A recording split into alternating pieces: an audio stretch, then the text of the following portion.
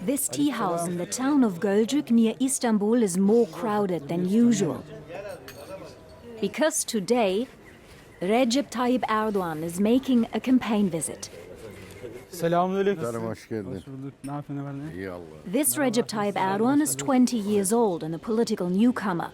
In Turkey's local elections, he wants to become a muhtar, a neighborhood chief. He's not related to the Turkish president, but the name, he says, has helped him with his career choice. People often don't believe me at first and ask if I'm joking. Then I show them my ID card. It's an honor for me to have the same name as our president. He's the respected and beloved leader of our country. People say they will vote for me, both because of my personality and my name. I believe this name will help me succeed. Erdogan's namesake, the president, is also campaigning hard. He's making several speeches a day at huge rallies, even though he's not up for election. Erdogan is hoping his own personal popularity will help make the difference, because after a decade and a half in power, his ruling AK party is facing losses. That's mainly because of the worsening economic situation. Last year's currency crisis sent annual inflation soaring to about 20% and sapped growth. Unemployment is on the rise. Not just here in Istanbul, people are now queuing for subsidized vegetables in state-run markets. Solid growth and rising living standards have driven the president's electoral success in the past 16 years. But now Turkey is in the midst of a recession, and many voters say they're frustrated about the economy.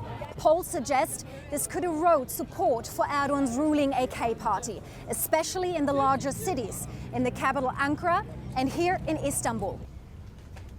Losing them would be a symbolic blow, says journalist Ismail Saymaz. Both cities have been under AKP control throughout Erdogan's time in power. If the opposition wins Istanbul or Ankara, we may begin to discuss the possibility of snap elections here in Turkey. Istanbul is strongly associated with Erdogan. First, he was elected as municipal mayor here, then he became mayor of Istanbul.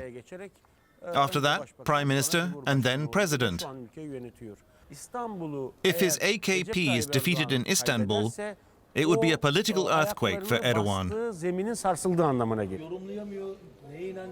Back to the tea house in Gölcük, where the young Recep Tayyip Erdogan is trying to win some votes. He also hears many complaints about the economy. Young people don't have jobs. It's become very hard for shop owners. Nothing is good here anymore, nothing. The young Erdogan says he wants to tackle these problems, at least in his neighborhood. But he can't be sure of victory as he's facing two challenges. Much is at stake in the local elections for both Recep Tayyip Erdogans. That report from Julia Hahn, who joins us now from Istanbul. Welcome, Julia. Mr. Erdogan and his party control most of the media, and they've purged the supposed enemies of the state from the police, the army and the civil service. So is the result of Sunday's vote a foregone conclusion? Not necessarily. It's of course hard to tell what will happen on election day because polls here in Turkey are considered to be notoriously unreliable. But right now, they do suggest a sharp fall in support for President Erdogan's AKP and not a landslide victory, as we did see in the last local elections here 5 years ago. Much of the focus is now on the big cities here in Turkey, and we might actually see some surprises there. The capital, Ankara, might get for the first time in 16 years an opposition mayor, and here in Istanbul, which is considered to be the biggest prize in these elections, we might see a tight race between President Erdogan's candidate and the opposition. And what are voters' main concerns?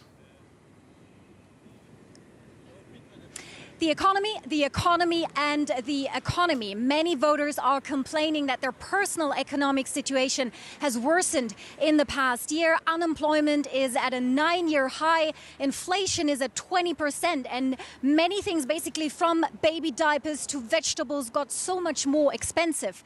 I've talked to a few people here. Let's have a listen to what they had to say. We used to do our grocery shopping with 50 liras.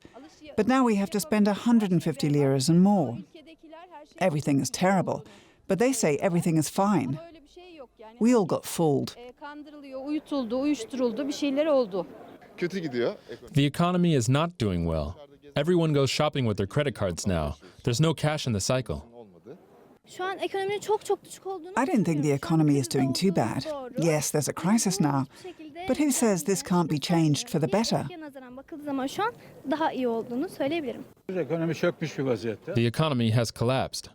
Our external debt is huge, but apparently half of the population is dreaming a nice dream. They don't see the truth. Our money has lost its value.